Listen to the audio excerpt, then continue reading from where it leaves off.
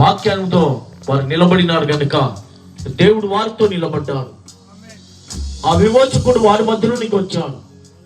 ఆయన అక్కడ 4వ వ్యక్తిగా వారి మధ్యలోనికి దిగాడు.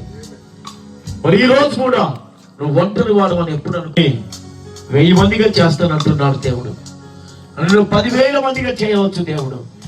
ఆ 10,000 మంది కంటే గొప్పవాడు నీతో ఉన్నాడు. నువ్వు నమ్మితే ఆ కార్యాన్ని నువ్వు చూడగలవు. నీ జీవితంలో, నీ హృదయంలో నువ్వు చూడగలవు.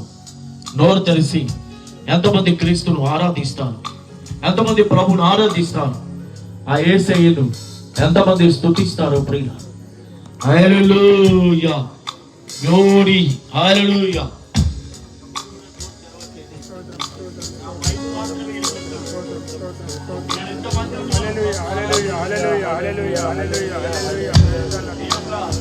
చేతులు పైకెత్తి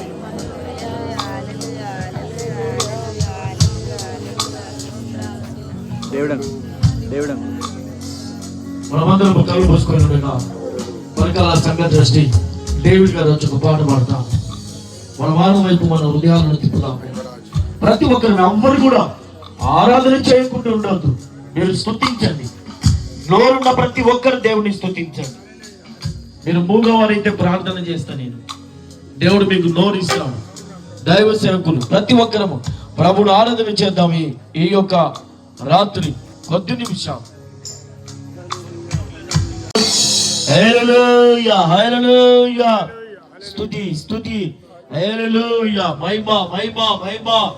ఓ దేవాది దేవా, నీకు స్తోత్రాలు స్తోత్రాలు.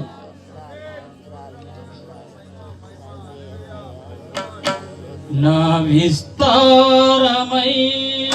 పాపముల్ కడిగి వేస్తానని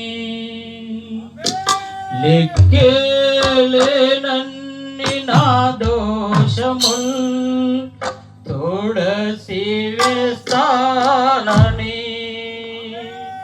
నీ పాదాలు చేరానయ్యా.